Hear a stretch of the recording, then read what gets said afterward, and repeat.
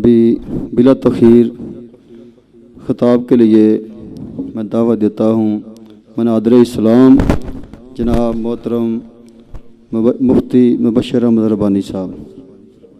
السلام علیکم ورحمۃ اللہ وبرکاتہ۔ ان الحمد للہ نحمده ونستعینه ونستغفره ونعوذ باللہ من شرور انفسنا ومن سیئات اعمالنا من يهده الله فلا مضل له ومن يضلل فلا هادي له وأشهد أن لا إله إلا الله وحده لا شريك له وأشهد أن محمدا عبده ورسوله أما بعد فأعوذ بالله السميع العليم من الشيطان الرجيم من همزه ونفخه ونفثه بسم الله الرحمن الرحيم فمن كان يرجو لقاء ربه فليعمل عملا صالحا ولا يشرك بعبادة ربه أحدا رب اشرح لي صدري ويسر لي أمري واحلل عقدة من لساني يفقه قولي اللهم صل على محمد وعلى آل محمد كما صليت على إبراهيم وعلى آل إبراهيم إنك حميد مجيد اللهم بارك على محمد وعلى آل محمد كما باركت على إبراهيم وعلى آل إبراهيم إنك حميد مجيد۔ اللہ احکم الحاکمین نے قرآن مجید فرقان حمید میں سورۃ الکہف کی آخری آیت کریمہ میں ارشاد فرمایا، پس جو شخص تم میں سے اپنے رب سے ملاقات کرنے کی امید رکھتا ہے وہ اچھے عمل کرے اور اپنے رب کی عبادت میں کسی بھی فرد کو شریک نہ ٹھہرائے۔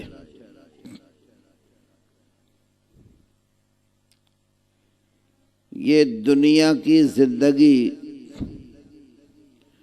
عارضی سی زندگی ہے،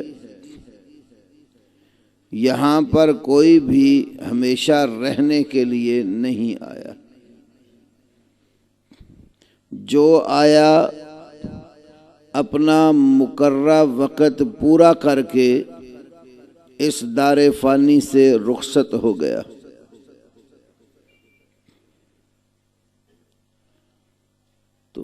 دنیا میں جو ہمیں بھیجا گیا ہے،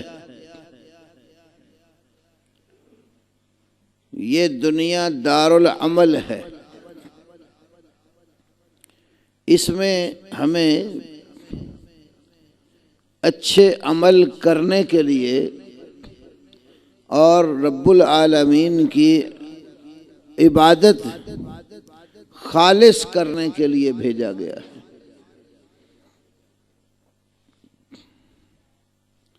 تو ہر شخص کو یہ یقین ہونا چاہیے کہ مرنے کے بعد پھر ہمیں زندہ کیا جائے گا، اور ایک دن حشر کا میدان ہوگا، ہم سب اپنے پروردگار کے سامنے کھڑے ہوں گے، اور وہ دن بڑا ہی اندوہناک، ہیبت ناک اور خوفناک ہوگا۔ ہر کسی کو اپنے کیے ہوئے کاموں سے فرصت نہیں ہوگی۔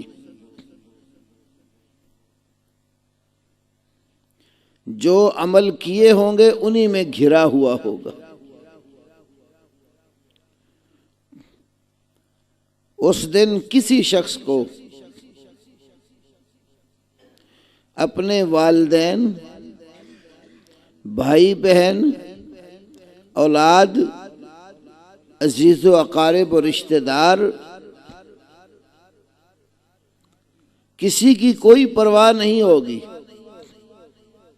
اور ایک دوسرے سے سارے ہی بھاگ رہے ہوں گے۔ یوم یفر المرء من اخیہ وامہ وابیہ وصاحبتہ وبنیہ لکل امرئ منہم یومئذ شأن یغنیہ۔ اس دن کو یاد کرو جس دن آدمی اپنے بھائی سے، باپ سے، ماں سے، بیوی سے، بیٹوں سے بھاگ رہا ہوگا۔ ہر آدمی اپنی حالت میں گرفتار ہوگا جو اس کو کافی ہوگی، اور دوسروں کی طرف اس کو متوجہ ہونے کی ہمت اور فرصت نہیں ہوگی۔ اور اللہ رب العالمین اس دن اپنے بندوں سے پوچھے گا، بتاؤ لمن الملک اليوم، آج کے دن بادشاہی کس کی ہے؟ کوئی فرد بھی اللہ کے آگے بولے گا نہیں، کیونکہ بولنے کی، خطاب کرنے کی ہمت نہیں ہوگی۔ لا یملکون منہ خطابا، اللہ سے خطاب اور بات کرنے کی کسی میں ہمت نہیں ہوگی۔ ہاں، جس کو اللہ اجازت دے گا وہ بولے گا۔ تو اللہ تعالی بندوں سے پوچھے گا، لمن الملک اليوم، بتاؤ آج کس کی بادشاہی ہے؟ جب کوئی بھی جواب نہیں دے گا تو اللہ تعالی خود ہی کہے گا، للہ الواحد القہار، ایک اللہ اکیلے غلبے والے کی بادشاہی ہے۔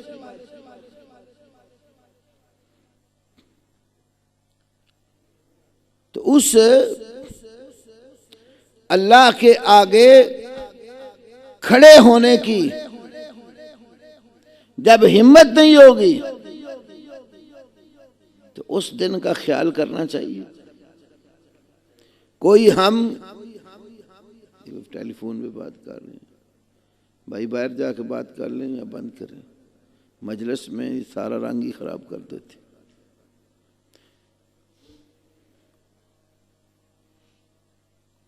قیامت والے دن تمام لوگوں کے سامنے ایک شخص کو لایا جائے گا۔ یہ حدیث جامع ترمذی، مسند احمد اور صحیح بخاری کی شرح فتح الباری کے اندر بخاری کے آخری باب کی شرح میں حدیث ہے۔ سب لوگوں کے سامنے ایک شخص کو لایا جائے گا اور اللہ تعالیٰ اس کا حساب کتاب کھول دے گا۔ 99 رجسٹر اس کے نامہ اعمال کے کھولے جائیں گے۔ ہر رجسٹر حد نگاہ تک پھیلا ہوگا۔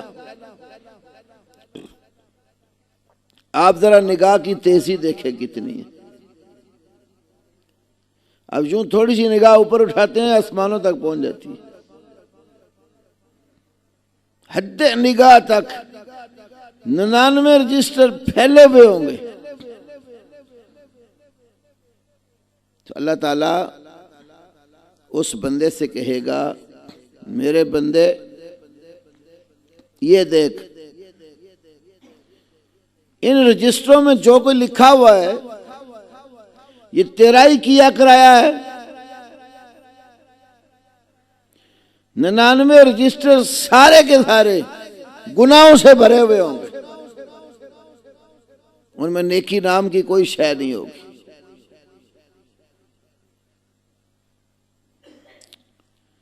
جب اسے کہا جائے گا کہ دیکھ یہ عمل تیرے ہی ہے، تو کہے گا ہاں میرے پروردگار یہ اعمال میرے ہی ہیں۔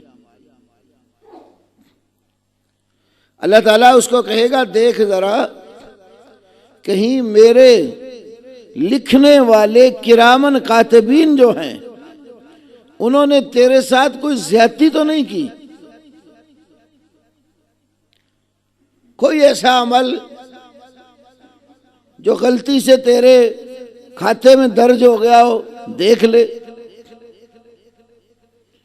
میرے لکھنے والوں نے کوئی عمل تیرے کھاتے میں ایسا لکھ دیا ہو جو تیرا نہیں ہے،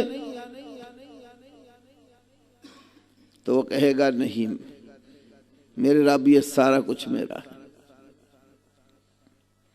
پھر اللہ تعالیٰ ایک بطاقہ، کاغذ کا ٹکڑا، پرچی وہ نکالے گا اور اس کاغذ کے ٹکڑے پر اس بندے کا کلمہ شہادت پڑھا ہوا لکھا ہوگا، اشہد اللہ الہ الا اللہ وحدہ لا شریک لہ واشہد ان محمدا عبدہ ورسولہ۔ میں اس بات کی گواہی دیتا ہوں کہ اللہ تعالیٰ اکیلا ہے، اس کا کوئی شریک نہیں ہے، اور گواہی دیتا ہوں کہ محمد صلی اللہ علیہ وسلم اللہ کے بندے اور رسول ہیں۔ یہ توحید کا اقرار، شرک کی نفی، نبی علیہ السلام کی عبدیت اور رسالت کی گواہی یہ اس کاغذ پہ لکھی ہوگی۔ تو اللہ کہے گا دیکھ میرے بندے یہ بھی عمل تیرا ہے، کہے گا ہاں میرے پروردگار یہ بھی میرا۔ تو اللہ فرمائے گا لا ظلم عندی، میرے بندے میرے ہاں ایک ذرے بھر بھی کسی پر ظلم نہیں ہوتا۔ جتنا کسی نے کیا، جو کچھ بھی کیا، وہ پورا انصاف کے ساتھ اس کے کھاتے میں درج ہوتا۔ کوئی نیکی بھی تیری ادھر ادھر نہیں ہوئی، تیری برائیاں بھی ساری لکھی ہوئی۔ پھر اللہ رب العالمین جو انصاف کے ترازو لگائے ہوں گے قیامت والے دن، یہی باب باندھا نا امام بخاری نے، صحیح بخاری کتاب التوحید کا آخری باب، یوم نزع الموازین القسط لیوم القیامہ، باب باندھا کہ نزع الموازین القسط لیوم القیامہ، قیامت والے دن ہم انصاف کے ترازو لگائیں گے۔ وَأَنَّ أَعْمَالَ بَنِي آدَمَ وَقَوْلَهُمْ يُوزَنْ، اور بنو آدم کے عمل اور ان کے اقوال ان کا وزن کیا جائے گا۔ تو وزن کے لیے ایک پلڑے میں 99 رجسٹر اور ایک پلڑے میں وہ توحید اور رسالت پر مبنی کاغذ. جب اس کا وزن ہوگا وہ توحید والا رسالت و عبدیت والا کاغذ جو چھوٹا سا ٹکڑا وہ وزنی ہو جائے گا اور 99 رجسٹر ہلکے ہو کے اوپر اٹھ جائیں گے. اللہ اس بندے کو معاف کر کے جنت میں داخل کر دے. تو جنت میں جانے کے لیے توحید کا ہونا ضروری ہے، شرک کی نفی ضروری ہے، نبی علیہ السلام کو اللہ کا بندہ اور آخری رسول ماننا ضروری ہے. ایک بندہ عقیدہ توحید پر پختہ یقین رکھتا ہے، باقی جس قدر بھی گناہ ہے اس نے کیے ہوں، وہ ایک دن ضرور اللہ کی جنت میں چلا جائے گا. بعض انسان ہوں گے اللہ تعالیٰ اپنی خصوصی رحمت سے معاف کر کے لے جائے گا.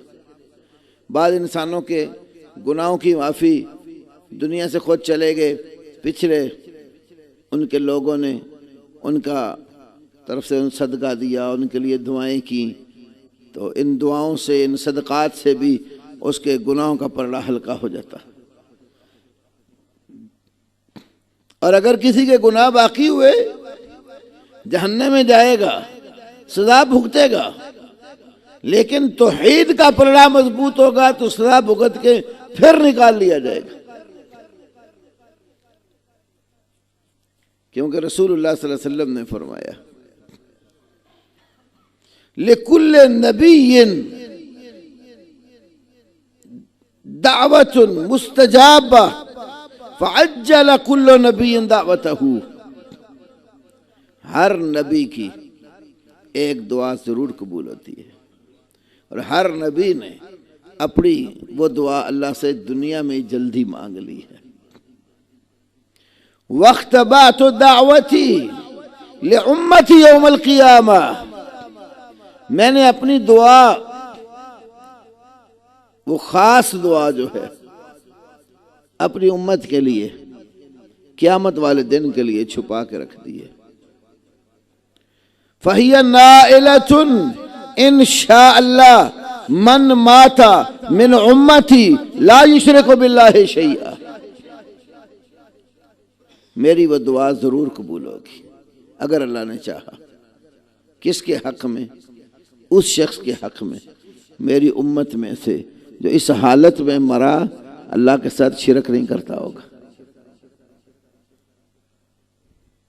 یہ صحیح مسلم کتاب الایمان باب الشفاعہ، امام احمد کی مسند، اور صحیح بخاری کے اندر بھی یہ شفاعہ والی حدیث ہے.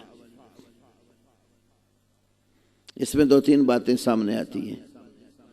ایک بات تو یہ ہے کہ امت کے اندر شرک آ سکتا ہے، اس لیے تو فرمایا کہ اس حال میں مرا میرا امتی کہ شرک نہیں کرتا ہوگا. تو اگر شرک آ ہی نہیں سکتا امت میں تو یہ بات کہنے کا مطلب ان لوگوں کا بھی رد ہو جاتا ہے جو کہتے ہیں کہ امت مسلمہ میں شرک ہو ہی نہیں سکتا.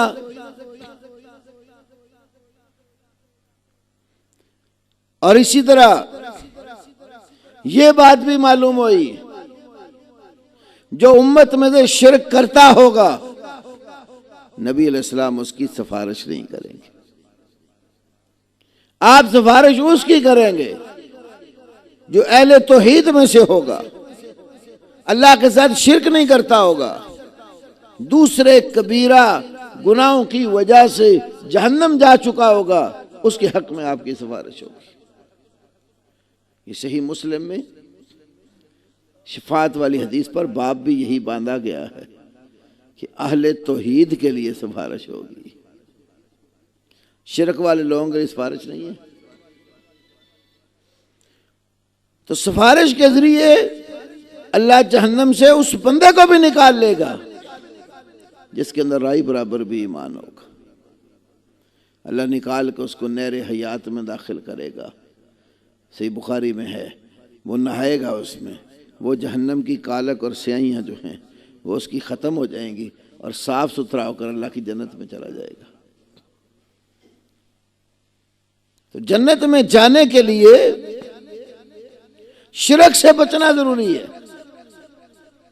اسی لیے فرمایا سورۃ کاف کی آیت میں، جو اپنے رب سے ملاقات کی امید رکھتا ہے، اچھے عمل کرے گا اور اپنے رب کی بندگی میں کسی کو شریک نہیں بنائے گا، کیونکہ شرک ایک ایسی بیماری ہے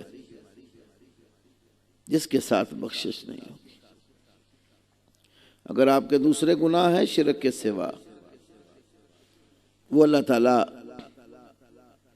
رحمت سے معاف بھی کر دے گا، کیونکہ شرک کا تو قانون ہے، ان اللہ لا یغفر یشرک بہ ویغفر ما دون ذلک لمن یشاء۔ یقیناً اللہ تعالیٰ شرک کو معاف نہیں کرے گا، اس کے سوا دوسرے گناہ جو ہیں چاہے تو معاف کر دے، وہ اپنی مشیت پر رکھے ہیں تو ان کی معافی ہو جاتی ہے۔ اور نبی صلی اللہ علیہ وسلم نے بھی یہ گناہگار اہل توحید کے لیے اللہ سے رو رو کے دعائیں مانگی ہیں۔ اتنا شاید ہم اپنے لیے اللہ سے رو کر نہیں مانگتے جتنا نبی صلی اللہ علیہ وسلم نے اللہ سے رو کے مانگا۔ تفسیر ابن کثیر میں سورۃ ابراہیم کی تفسیر کے اندر حدیث ہے، اور یہ حدیث صحیح مسلم اور مسند احمد اور صحیح بخاری وغیرہ میں ہے۔ حدیث کیا ہے؟ ایک دفعہ رسول اللہ صلی اللہ علیہ وسلم سورۃ ابراہیم کی تلاوت فرما رہے تھے، تذکرہ آ گیا، ابراہیم علیہ السلام اللہ سے دعا مانگتے ہیں کہ میرے پروردگار اس شہر کو امن والا بنا، وَجْنُبْنِي وَبَنِيَّ أَن نَعْبُدَ الْأَصْنَامَ، مجھے اور میرے بیٹوں کو بتوں کی عبادت سے بچا لے۔ رب انہن اضللن کثیرا من الناس، میرے رب ان بتوں نے بہت سارے لوگوں کو گمراہ کر رکھا۔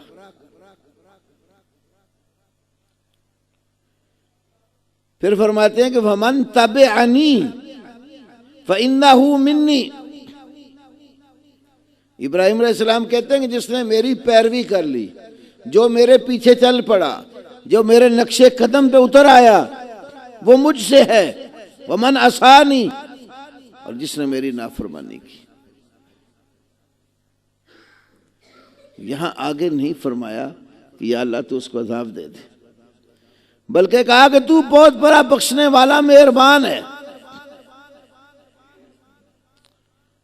جب یہ مقام آپ نے تلاوت کیا تو آپ صلی اللہ علیہ وسلم کی آنکھوں سے آنسو آ گئے۔ ساتھ ہی سورۃ مائدہ کا وہ مقام بھی تلاوت کیا جہاں مسیح علیہ السلام اللہ سے یہ کہتے ہیں کہ ان تعذبہم فإنہم عبادک، اگر تو ان کو عذاب دے گا یہ بندے تو تیرے ہی ہیں، وَإِن تَغْفِرْ لَهُمْ، اگر تو ان کو بخش دے گا، انک انت العزیز الحکیم، تو ہر چیز پر غالب کمال حکمت والا ہے۔ مسیح علیہ السلام نے بھی بد دعا نہیں کی۔ رسول اللہ صلی اللہ علیہ وسلم نے ان دونوں نبیوں کی یہ دعا جب قرآن کے الفاظ میں تلاوت کی، آنکھوں سے آنسو جاری، دعا کے لیے ہاتھ اٹھا لیے اور رو رو کر اللہ سے ایک ہی بات کرتے، رب امتی، رب امتی، میرے رب میری امت کو بخش دے، میرے رب میری امت کو بخش دے۔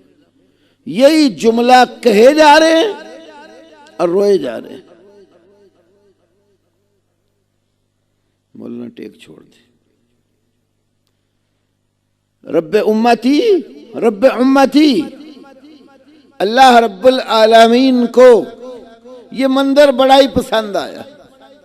ایک سونے کا منظر ہے اور ایک رونے کا منظر ہے۔ یہ رونے والا منظر اللہ کو بڑا ہی پسند آیا، تو اللہ نے کیا کیا؟ جبریل کو بلایا اور بلا کر کہا یا جبریل اذهب الى محمد صلی اللہ علیہ وسلم فاسألہ ما یبکیک وربک عالم، جبریل جاؤ جا کے میرے نبی محمد صلی اللہ علیہ وسلم سے سوال کرو، پوچھو ما یبکیکا، تمہیں کس چیز نے رلایا ہے، وَرَبُّكَ عالم، حالانکہ تیرا رب سب سے زیادہ علم والا ہے، یعنی اللہ کو تو معلوم ہی ہے۔ جبریل کو منظر دکھانا تھا، بھیج دیا۔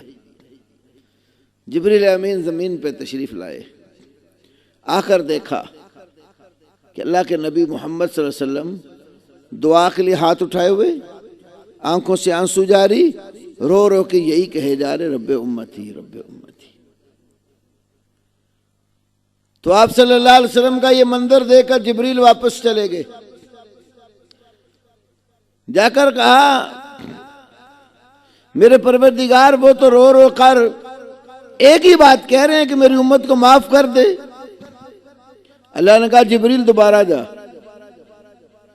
اذهب الى محمد فقل له انا سنرضيك ولا نسوءك، جا کر میرے نبی سے کہہ دو قیامت کا جب دن ہوگا ہم آپ کو راضی کر دیں گے، ناراض نہیں کریں گے۔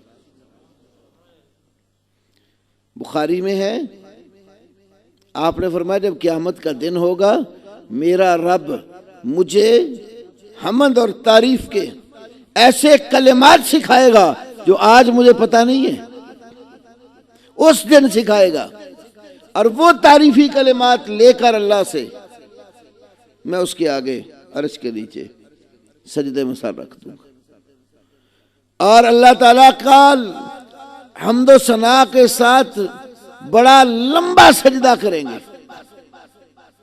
تو اللہ کیا کہے گا، یا محمد ارسل راسک سل تؤتا وشفا تشفا، اپنا سر اوپر اٹھائیں، سوال کریں، مانگیں کیا مانگتے ہو، سل تؤتا، آپ مانگیں آپ کو دیا جائے گا، وشفا سفارش کریں، تشفا آپ کی سفارش قبول ہوگی۔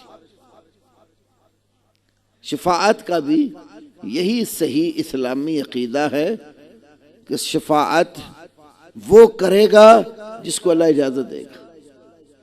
آیت الکرسی میں بھی فرمایا نا کہ اس کی اجازت کے بغیر کوئی سفارش نہیں کرے گا۔ شفاعت وہ کرے گا جس کو اللہ اجازت دے گا، اور جس کے حق میں اجازت دے گا، جس پر راضی ہوگا اس کے لیے شفاعت ہوگی۔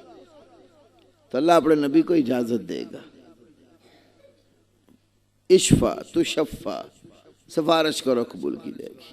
تو کیا کہیں گے، اللہم امتی اللہم امتی، اے اللہ میری امت کو بخش دے، اے اللہ میری امت کو بخش دے۔ اللہ اجازت دے گا، امت کا ایک حصہ پھر جہنم سے نکالیں گے، جب لمبا سجدہ شروع کر دیں گے دوبارہ، پھر اللہ یہی کہے گا سر اٹھاؤ، سوال کرو، آپ کو عطا کیا جائے گا، سفارش کر لو، سفارش قبول کی جائے گی، پھر اللہم امتی کہیں گے، حتیٰ کہ رائی برابر بھی جس کے اندر ایمان ہوگا جہنم سے آزاد کر دیا جائے گا۔ بھائی اس کے لیے ایک چیز ضروری ہے، وہ کیا، آپ کا دامن شرک سے آلودہ نہ ہو۔ شرک اور کفر سے لتڑا ہوا شخص شرکیہ عقیدہ لے کر دنیا سے جو چلا گیا، سمجھانے کے باوجود توبہ نہیں کی اس نے، اس کی نہ کوئی سفارش کرنے والا ہوگا، نہ ہی اس کی بخشش ہوگی، ہمیشہ ہمیشہ کے لیے جہنم میں جلتا رہے گا۔ تو جنت پانے کے لیے سب سے پہلی چیز جو ضروری ہے وہ اللہ تعالیٰ کی توحید پر ایمان اور شرک سے بچاؤ ہے۔ اللہ کے بارے میں یہ یقین ہو، اللہ ایک ہے، ذات میں بھی ایک، صفات میں بھی ایک، حقوق و اختیارات میں بھی ایک، عبادت بھی اس اکیلے کی، نہ اس کی ذات میں کوئی حصے دار ہے۔ جیسے عیسائیوں نے مسیح بن مریم کو اللہ کا بیٹا کہا، یہود نے عزیر علیہ السلام کو اللہ کا بیٹا کہا، مکے کے مشرکوں نے ملائکہ کو اللہ کی بیٹیاں کہا، اور آج کے دور میں بیٹا بیٹی کا لفظ نہیں بولا، لیکن یہ کہنا شروع کر دیا خدا کے نور سے جدا ہوئے پانچوں تن محمد، علی، فاطمہ اور حسین و حسن، رب سے کہا جدا ہوئے ہیں، انہوں نے لفظ بول دیا بیٹا یا بیٹی، تو یہاں یہ لفظوں کا ہیر پھیر ہے، عقیدہ وہی ہے کہ اللہ سے نکلے۔ قل هو اللہ احد، کہہ دیجئے وہ اللہ ایک ہے، لم یلد، اس نے کسی کو جنم نہیں دیا، کوئی اس سے نہیں نکلا، ولم یولد، نہ وہ خود کسی سے نکالا گیا۔ تو اللہ تعالیٰ کو ہر حال میں ایک مانتا ہو، ذات میں بھی ایک ہی مانتا ہو، اس کو اس کی صفات میں بھی یکتا اور واحد مانتا ہو، اس کے حقوق اور اختیارات میں بھی کسی کو حصے دار نہ بنائے، اکیلا مانے، اور ہر طرح کی بندگی بھی اکیلے ہی کے لیے کرے۔ بعض لوگ ہمارے یہ تو کہتے ہیں عبادت صرف اللہ کی ہے، اللہ کے سوا کوئی عبادت کے لائق نہیں ہے، اتنی بات تو کہتے ہیں، لیکن کئی کام ایسے کرتے ہیں جن کا تعلق عبادت کے ساتھ ہے، اور یا تو انہیں پتہ نہیں کہ یہ عبادت ہے، تو یا پھر پتہ ہونے کے باوجود اس کی تعویلیں کر کے وہ غیر اللہ کے لیے کرتے ہیں۔ مثال کے طور پر یہ نظر و نیاز ماننا، یہ عبادت ہے۔ اب اللہ کے سوا کسی اور کے نام کی اگر نظر مانے گا، اس کا مطلب ہوگا وہ اللہ کے سوا اور کی عبادت کر رہا ہے۔ میں اس کا ایک حوالہ عرض کرتا ہوں۔ فقہ حنفی میں مشہور ترین کتابوں میں علامہ علاء الدین الحسکفی کی کتاب الدر المختار، کتاب الصوم، اور کتاب الصوم کے بالکل اینڈ پر یہ بات ہے، پھر اس کی شرح الرد المحتار علامہ ابن عابدین شامی کی، اس کو حاشیہ ابن عابدین بھی کہتے ہیں، اسی کو فتاوی شامی بھی کہتے ہیں۔ تیسری کتاب البحر الرائق شرح قند الدقائق علامہ ابن نجیم کی، اور چوتھی کتاب فتاوی عالمگیری، جس کے بارے میں کہا جاتا ہے کہ یہ 500 اور ایک روایت میں 300 حنفی علماء نے جمع ہو کر عالمگیر بادشاہ کے زمانے میں اس کو مرتب کیا۔ مولوی تو 2-4 بھی ہوں تو وہ بڑے ہوتے ہیں، یہ 300 کے قریب علی الاقل مولویوں نے اکٹھے ہو کر یہ فتاوی لکھا۔ اس کا مطلب ہے کہ فقہائے احناف کا یہ اتفاقی موقف ہے جو اس کے اندر آ گیا۔ وہ کیا مسئلہ ہے؟ اگر کوئی شخص، توجہ سے جو میں بات کہنے لگا ہوں اس پہ دھیان دیں، اگر کوئی شخص کسی نیک اور صالح انسان کے آستانے اور مزار پر جاتا ہے، یہ نہیں انہوں نے کہا کہ کسی بت پر جاتا، کسی صالح اور نیک شخص کی قبر پہ جاتا ہے، قبر کے اوپر جو غلاف چڑھایا ہوا ہے وہ اٹھا کر اپنا سر اس کے اندر جھکا دیتا ہے، اور قبر والے کو پکار کے کیا کہتا ہے؟ یا سیدی فلاں، اے میرے فلاں سردار، فلاں آقا، یعنی جو قبر والا ہے اس کا نام لیتا۔ یوں سمجھ لو کہ یوں کہتا ہے اے میرے داتا علی حجویری، یا یوں کہتا ہے اے سلطان باہو، اے امام بری سرکار، اے خواجہ معین الدین چشتی۔ جو قبر والا بزرگ ہے اس کا نام لے کے پکارتا ہے، ان رد غائبی او شفا مریضی او قضیت حاجتی، اگر میرا فلاں شخص ساتھی دوست جو غائب اور لاپتہ ہے، یوں ہی سمجھو ایجنسیوں نے ڈھا لیا، کوئی پتہ نہیں کدھر ہے، ان رد غائبی، میرا جو ساتھی لاپتہ اور غائب ہے وہ واپس کر دیا جائے، اور شفا مریضی، یا میرے بیمار کو شفا مل جائے، اور قضیت حاجتی، یا میری حاجت پوری ہو جائے۔ یہ اس کو یوں بھی پڑھ سکتے ہیں عربی اعتبار سے، او قضیت حاجتی، قبر والے سے کہتے ہیں کہ تو میری حاجت پوری کر دے، فَلَّكَ مِنَ الدِّرْهَمِ قَضَا وَمِنَ الدِّینَارِ قَضَا وَمِنَ الزَّیْتِ قَضَا وَمِنَ الشَّمْعِ قَضَا وَمِنَ الطَّعَامِ قَضَا۔ اگر یہ میری حاجتیں پوری ہو جائیں نا تو میں تیرے در آستانے اور مزار پر اتنے دینار یا درہم، یا میں چراغاں کروں گا، دیے میں تیل ڈال جاؤں گا، یا طعام اور لنگر جاری کروں گا۔ یہ نظر مانتا ہے کہ یہ کام ہو جائے تو میں یہاں آ کر یہ نذرانہ دوں گا۔ تو یہ فقہائے احناف کیا کہتے ہیں؟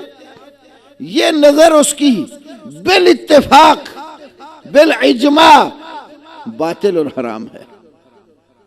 یہ نظر ماننا بالاتفاق باطل اور حرام ہے۔ کیوں حرام ہے؟ فقہا نے اس کی وجہ لکھی۔ پہلی وجہ، یہ نظر ہے غیر اللہ کی، اور نظر عبادت ہے، تو عبادت غیر اللہ کی جائز نہیں ہے۔ نظر کیا ہے؟ عبادت، اور عبادت غیر اللہ کی جائز نہیں۔ یہ تو ولی کی نظر مان رہا ہے، تو یہ بالاتفاق حرام ہوئی۔ دوسری وجہ، ان المنظور له فهو میت، جس کے نام کی نظر مانی جا رہی ہے وہ مردہ ہے۔ وہ کیا ہے؟ میت، مردہ ہے۔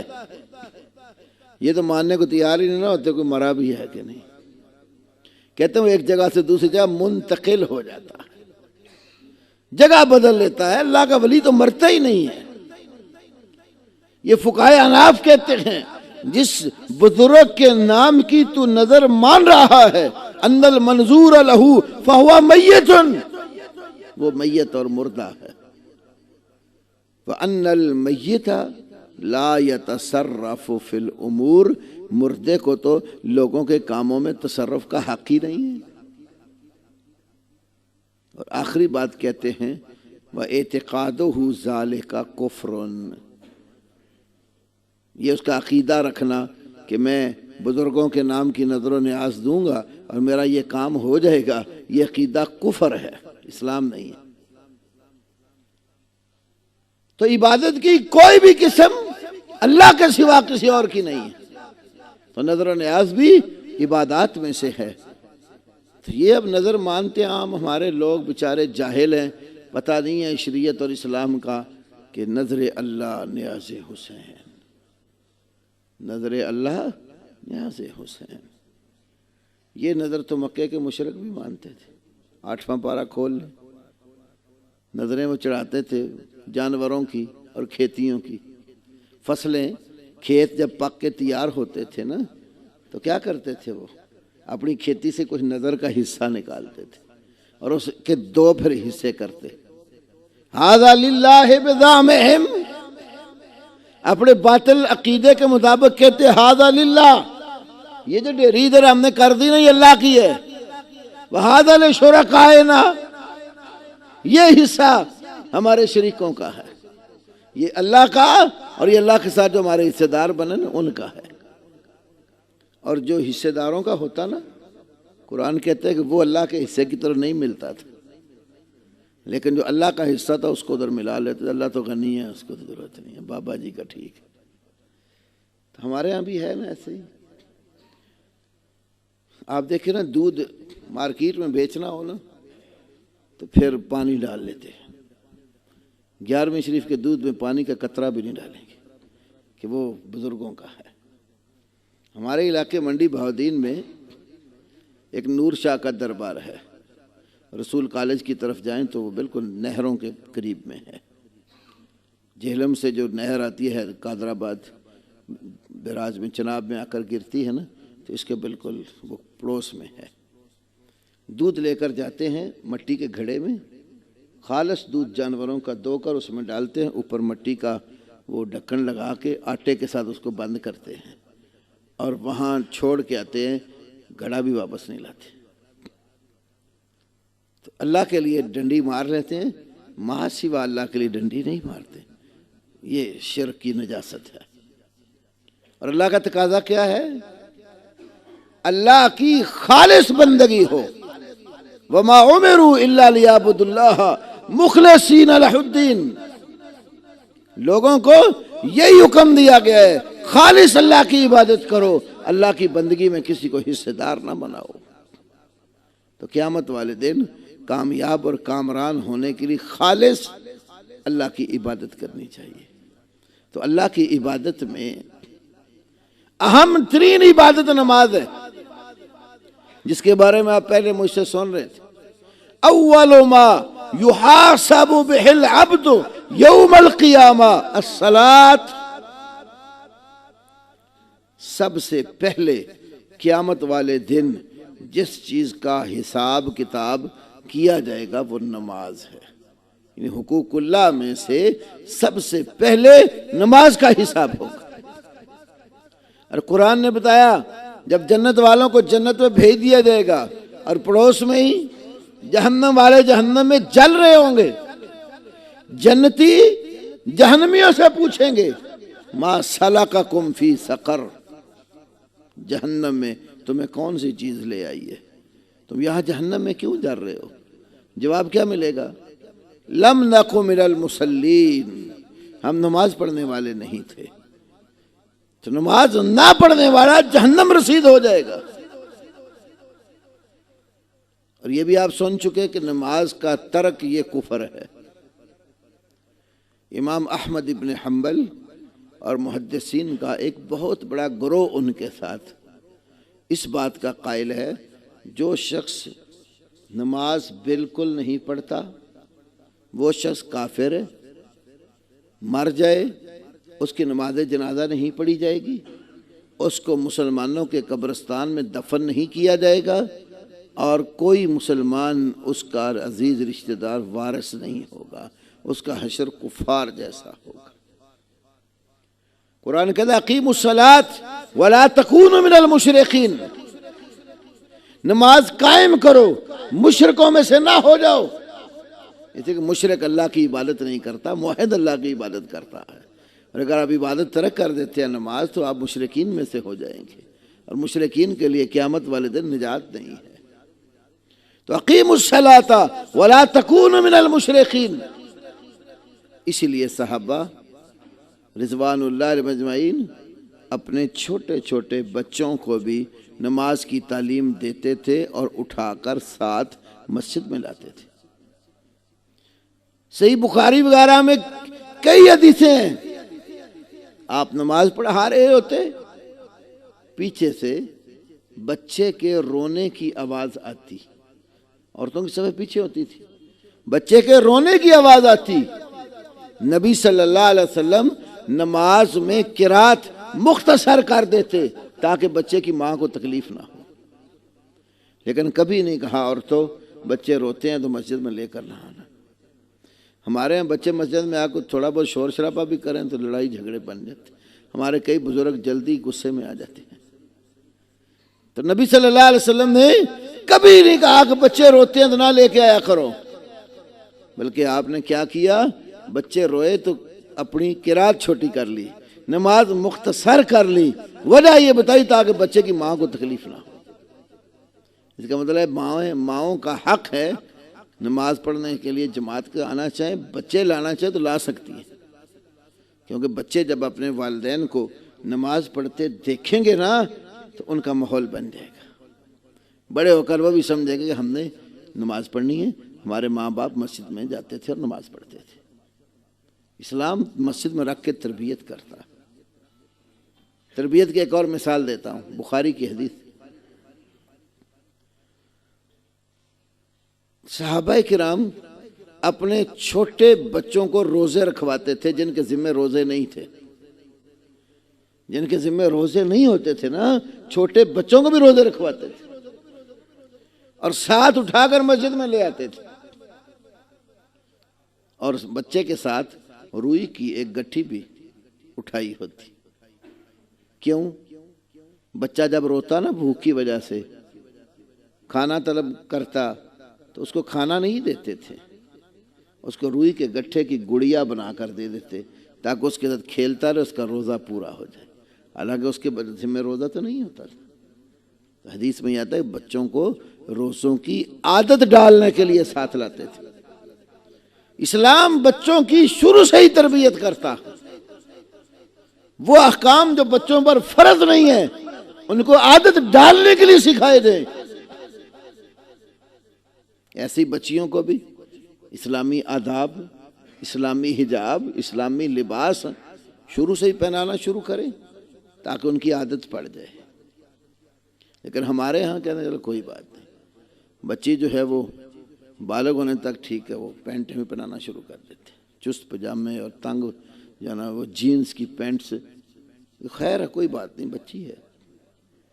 لیکن وہ جب شروع سے یہ چیزیں پہننا شروع کر دیتے ہیں بچے تو ان کا دماغ پختہ ہو جاتا ہے اور پھر وہ ان کی عادت بدلنا آسان نہیں ہوتا.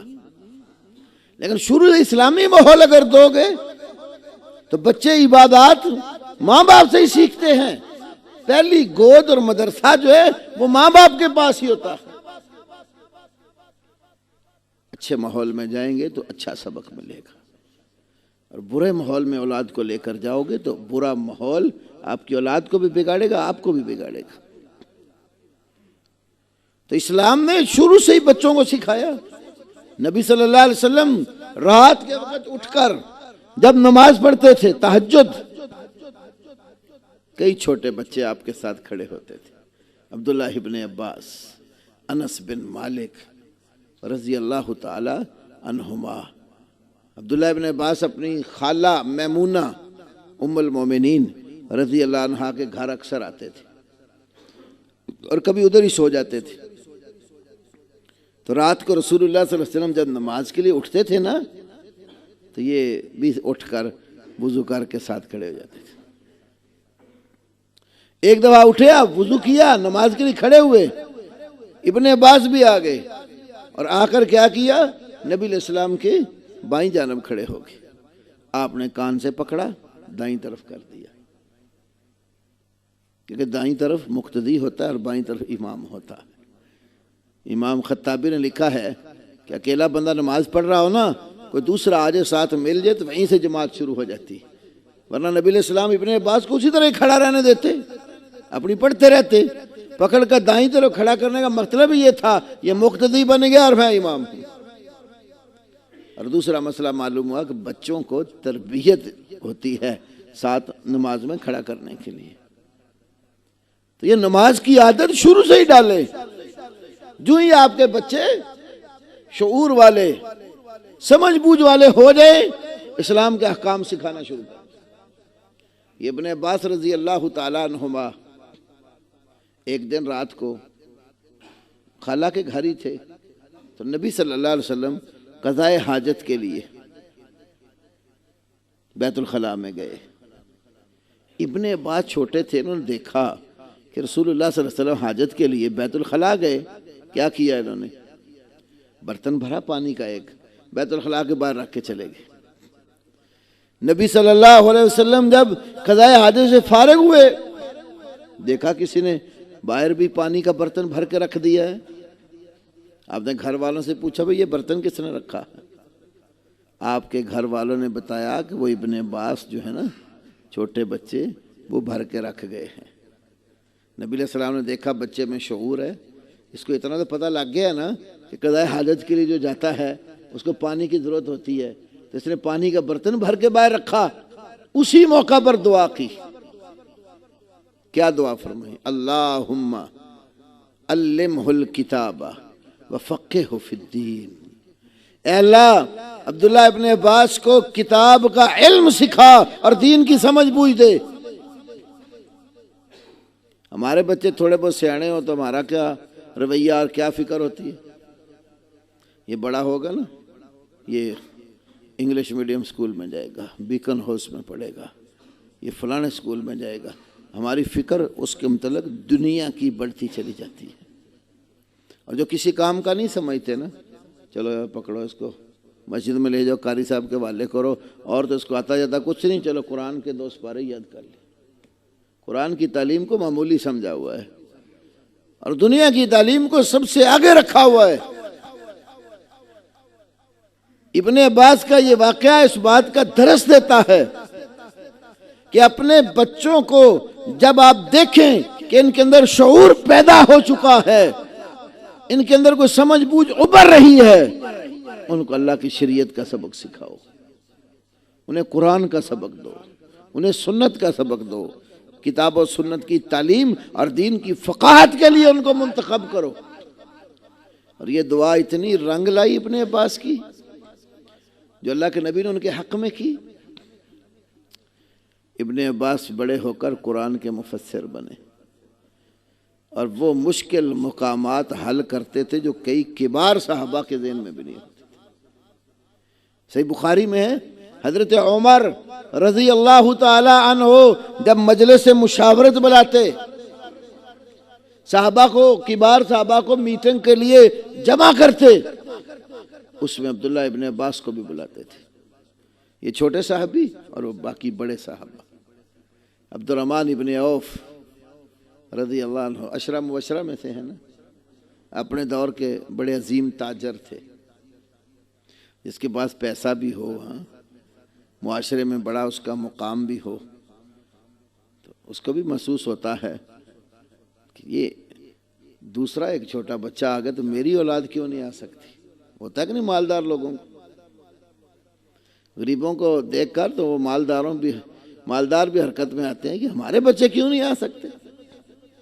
عبد الرحمن ابن عوف کہنے لگے امیر المومنین، بڑوں کی مجلس میں ابن عباس کو بلا لیتے ہو، ہمارے بھی تو بچے ہیں نا، ہم بھی اپنے بچوں کو اس میٹنگ میں بلا لیا کریں۔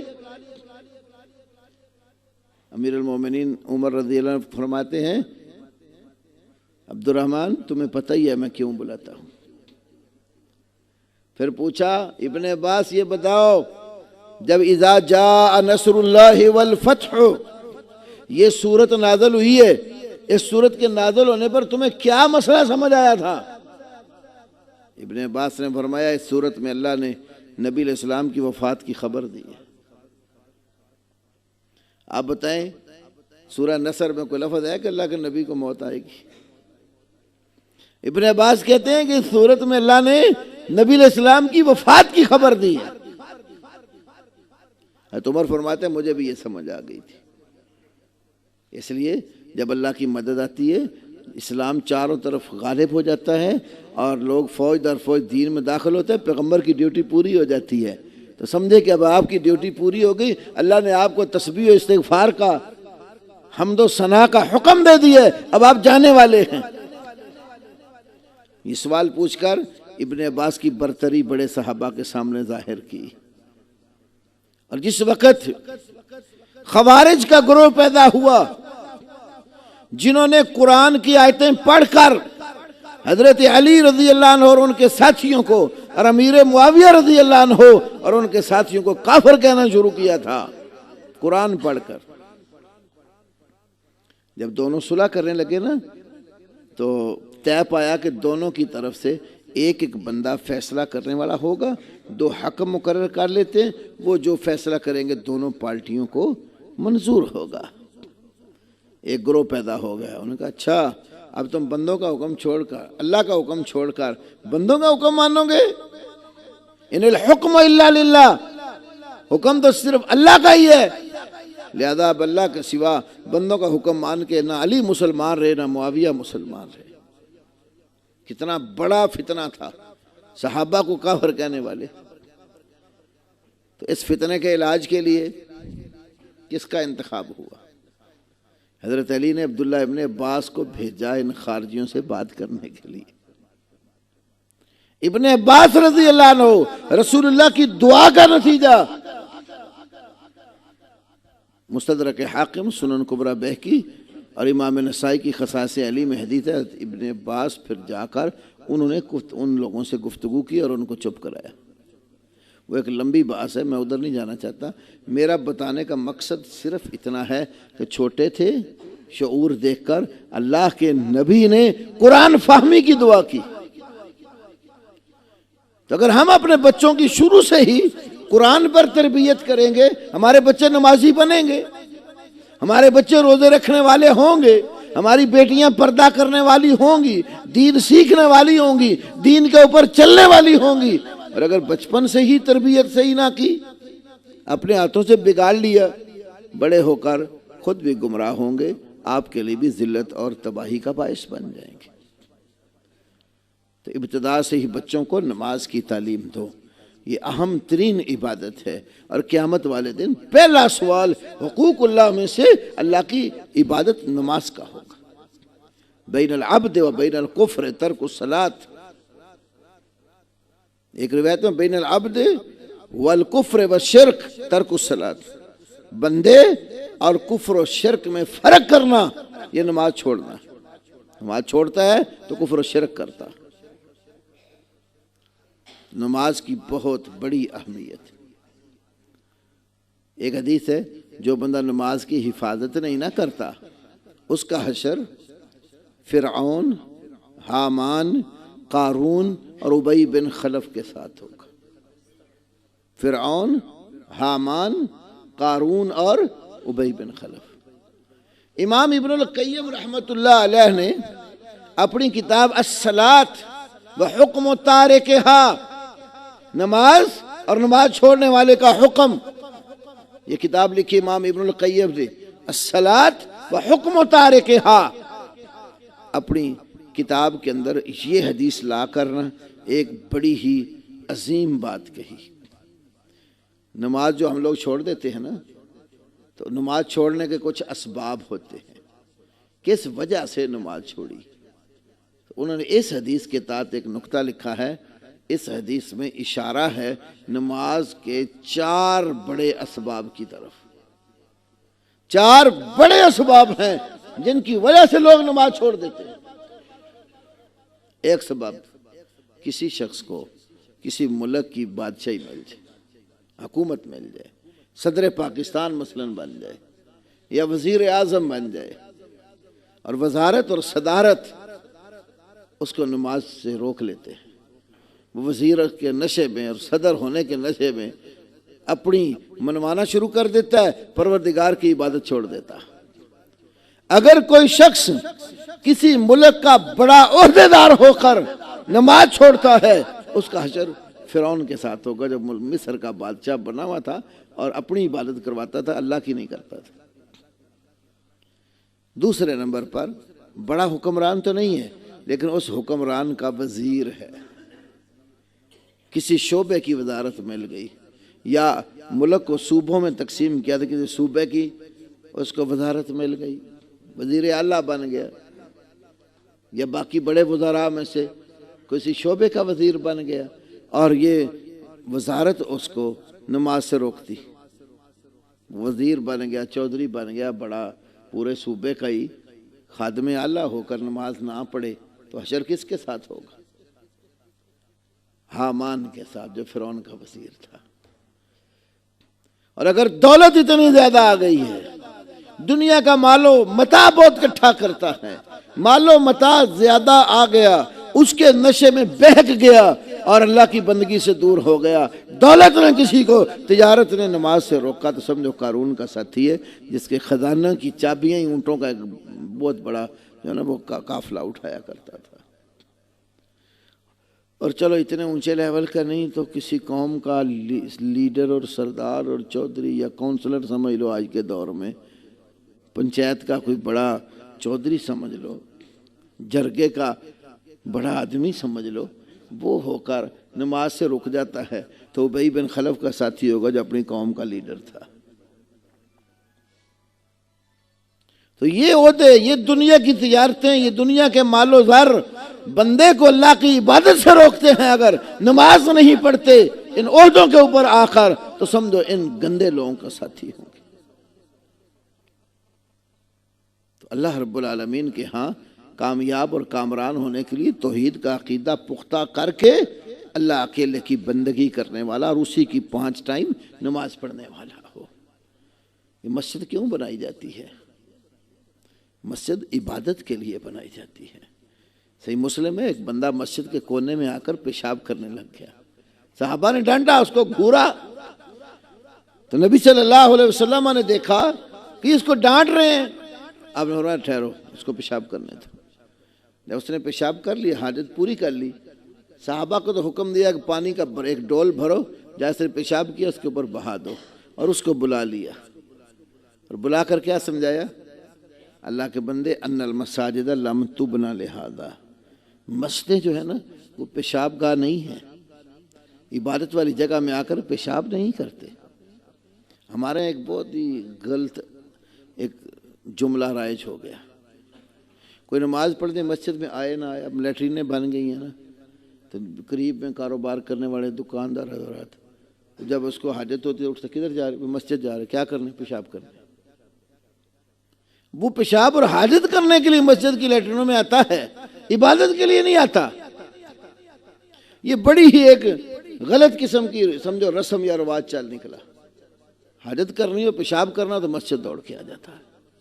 ان المساجد لم تبنى لہذا، مسجدیں اس غرض کے لیے نہیں بنائی گئیں، انما یہ تسبیح و تکبیر و تلاوت القرآن، مسجدیں تو بنائی گئی اللہ کی تسبیح کرنے کے لیے، اللہ کی کبریائی بیان کرنے کے لیے، اور قرآن کی تلاوت کے لیے۔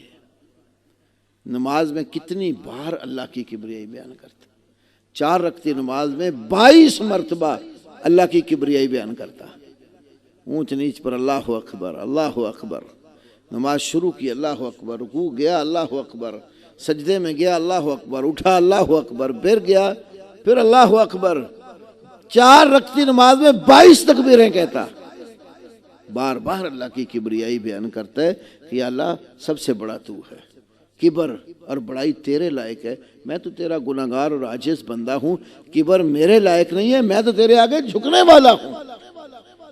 تو مسجدیں بھی اس بات کی نشاندہی کرتی ہے کہ یہ عبادت کے لیے وضع کی گئی ہے، اور یہاں آ کر اللہ کی عبادت کی جائے۔ تو قیامت کا دن پہلا سوال ہی نماز کا، جو نماز میں کامیاب ہو گیا وہ سمجھو باقی امور میں بھی کامیاب ہو جائے گا۔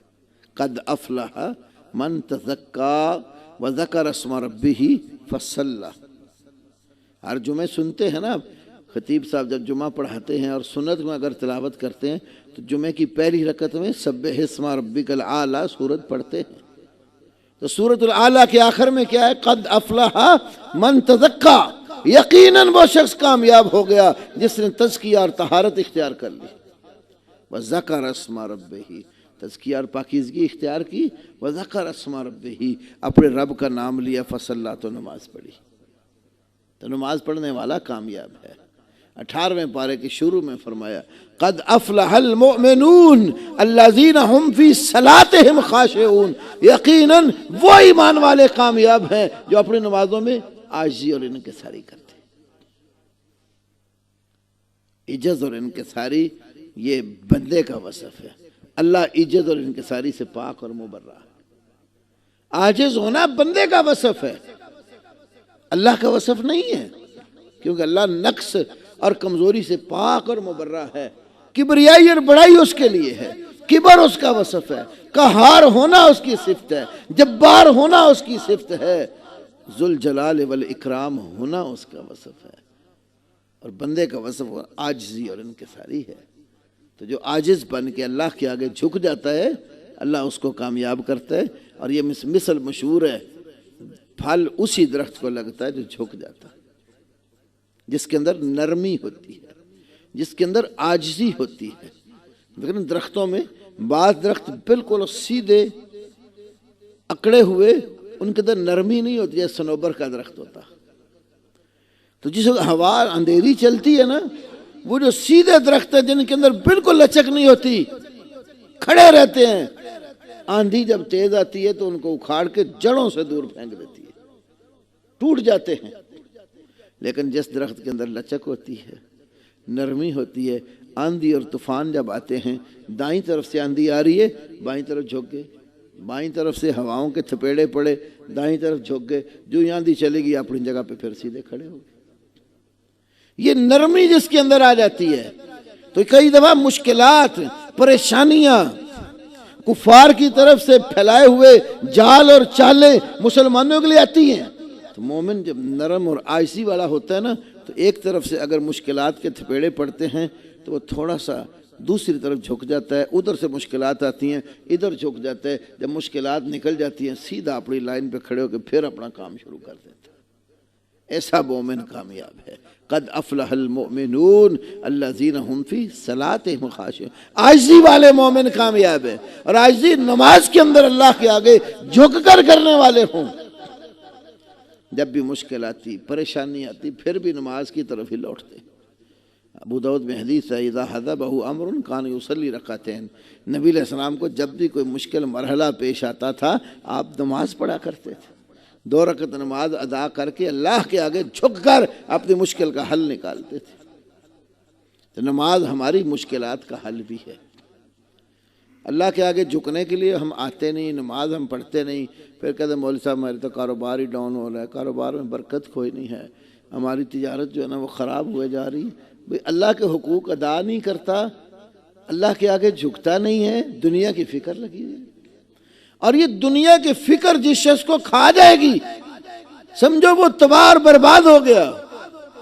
یہ جو سورۃ کہف کی میں نے آیت پڑھی تھی نا، اللہ سے ملاقات کی امید، دنیا سے ہٹ کر اللہ کی طرف جھکے، یہ جو دنیا طلبی کسی کے اندر گھس جاتی ہے نا، وہ آدمی اللہ سے بے خبر ہو جاتا ہے۔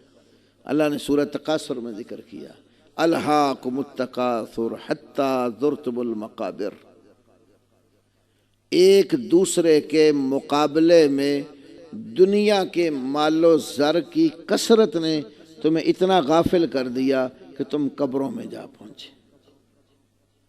تکاثر کا لفظ 2 معنی دے رہا ہے، ایک تو کسی بھی چیز کی کثرت، دوسرا دوسرے کے مقابلے میں کثرت۔ تو ایک دوسرے کے مقابلے میں یہ جو دنیا کے مال و زر کی کثرت ہے، یہ بھی جمع کر لوں اور وہ بھی جمع کر لوں، ایک دکان بنائی ایک اور بنا لوں، ایک گاڑی خریدی ایک اور خرید لوں، ایک جو ہے نا وہ تجارت کا کام شروع کیا ایک اور کر لوں، ایک آئی پلاٹ لے لیا ایک اور لے لوں، ایک اور کی دوڑ میں جب انسان لگ جاتا ہے نا، پھر اللہ سے دور نکلتا جاتا ہے، دنیا کے اندر گھستا چلا جاتا ہے۔ نبی صلی اللہ علیہ وسلم نے فرمایا یہ جو انسان کا پیٹ ہے نا، قبر کی مٹی کے سوا اس کو کوئی چیز نہیں بھرتی، سب سے برا تھیلا ہے جس کو انسان بھرتا، اور یہ بھر نہیں پاتا، اس کو قبر کی مٹی ہی بھرے گی۔ اور اللہ کے نبی نے فرمایا ایک اور موقع پر، انسان کہتا رہتا ہے مالی مالی، میرا مال میرا مال، فرمایا اس کا مال وہی ہے ما اکالا و شریبا و لبسا، جو اس نے کھا لیا پین لیا پہن لیا، وہ تصدقا اور صدقہ کر دیا۔ جب مر گیا تو مال سارا پیچھے رہ جاتا ہے، ساتھ وہی جائے گا جو صدقہ کر دیا، اللہ کی راہ میں دے دیا۔ ایک اور حدیث میں فرمایا جب بندہ مرتا ہے نا، یتبعو ثلاثن، 3 چیزیں اس کے پیچھے جاتی ہیں، مالہ و عملہ، اس کا مال اس کا عمل، و اہلہ اور اس کے گھر والے۔ جنازہ جا رہا ہے، اب میت اس کی اٹھائی ہوئی کندھوں پر، گھر والے بھی پیچھے ہیں، مال و متاع بھی پیچھے، عمل بھی پیچھے۔ جب اس کو اٹھا کر قبر میں رکھ دیتے ہیں، اس کال کوٹری میں جہاں اکیلا جا رہا ہے اندھیرے میں، تو فرمایا کہ یبقى معه واحد فیرجع اثنان، ایک چیز ساتھ باقی رہتی ہے، 2 واپس آ جاتی، گھر والے بھی واپس، مال متاع بھی واپس، صرف عمل ساتھ جاتا ہے۔ تو اچھا عمل آپ کے ساتھ جائے گا، باقی تو سارا کوئی یہاں رہ جائے گا، مال و متاع پچھلے بانٹ لیں گے، وراثت میں تقسیم ہو جائے گا، آپ کو کیا ملا؟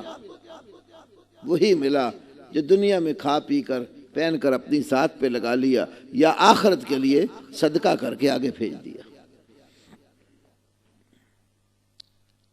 تو انسان، ایک اور حدیث، خود بوڑھا ہوتا چلا جاتا ہے۔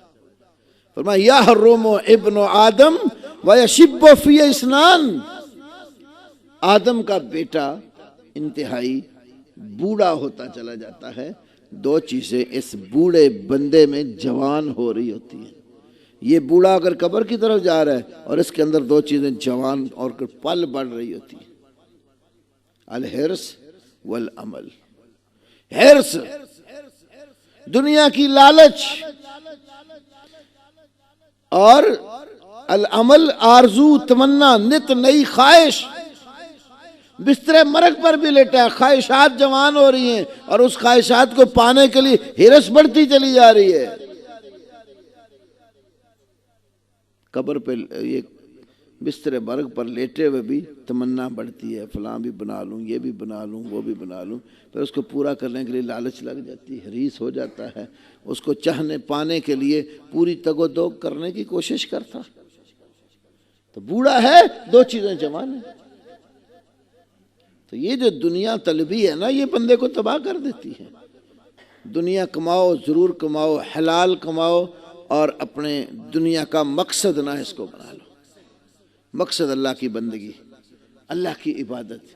کام کرو، جب عبادت کا ٹائم ہو کام فوراً بند کرو اور اللہ کی عبادت میں آ جاؤ۔ یہی کام آنا، یہی عمل ہے جو قیامت والے دن نجات کا باعث بنے گا۔ اس لیے سورۃ کاف میں فرمایا رب سے ملنے کی امید رکھتے ہو نا تو اچھے عمل کرو نا، فَلْيَعْمَلْ عَمَلًا صَالِحًا، نیک عمل کرو۔ نیک عمل میں بہترین عمل نماز ہے، تو اچھے اعمال کرو گے تو کامیاب ہو جاؤ گے۔ اعمال اچھے نہیں ہوں گے تو ناکامی اور نامرادی کے سوا کچھ نہیں ہوگا۔ تو اللہ رب العالمین یہ پسند کرتا ہے کہ جو بندہ اللہ سے ملاقات کرنے کی امید رکھتا ہے اس کے کام اچھے ہوں اور اللہ کی عبادت میں کسی کو حصے دار نہ بناتا۔ اچھا مجھے یہ بتائیں، اگر آپ کسی سے محبت کرتے ہو تو اس کی زیارت اور دیدار کرنے کا بھی شوق پیدا ہوتا ہے یا نہیں؟ کیوں بھائیو؟ بندہ کسی ہستی سے پیار کرتا ہو، محبت کرتا ہو تو اس کو ملنے کو دل نہیں کرتا؟ کرتا ہے نا؟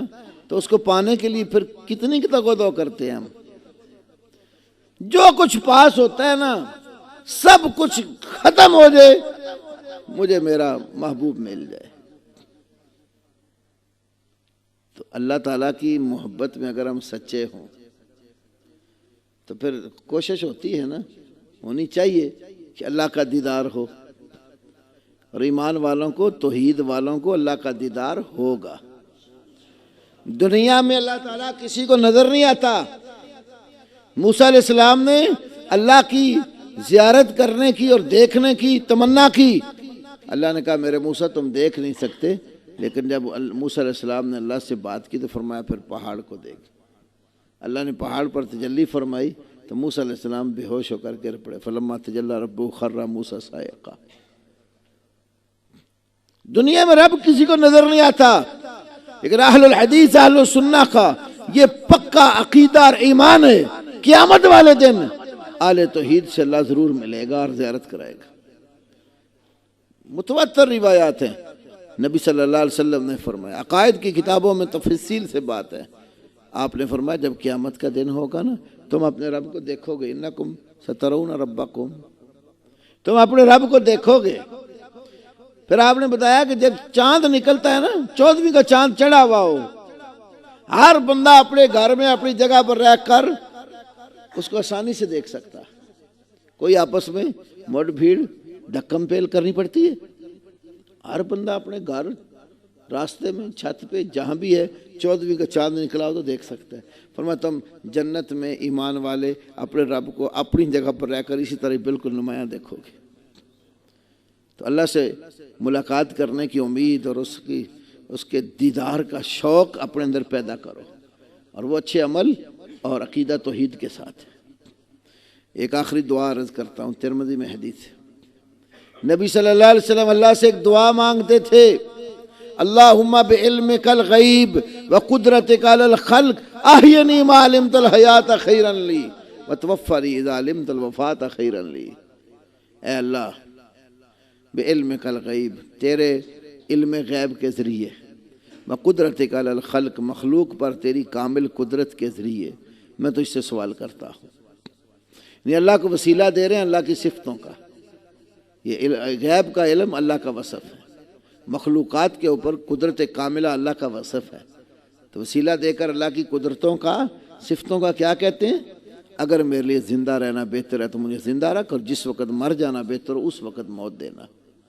پھر اللہم انی اسألک خشیتک فی الغیب والشہادہ، اے اللہ میں ظاہری طور پر بھی اور غیبی طور پر بھی تجھ سے تیری خشیت کا سوال کرتا ہوں، اور وَأَسْأَلُكَ کلمۃ الحق فی الرضا والغضب، تو اسے میں سوال کرتا ہوں کہ مجھے رضامندی کی صورت ہو یا غضب ناکی کی صورت ہو، حق کہنے کا کلمہ عطا کر۔ وَنَعِيمًا لَا يَنْفَدُ، ایسی نعمت عطا کر جو کبھی ختم نہ ہو۔ وَقُرَّةَ عَيْنٍ لَا تَنْقَطِعُ، آنکھوں کی ایسی ٹھنڈک دے جو منقطع نہ ہو۔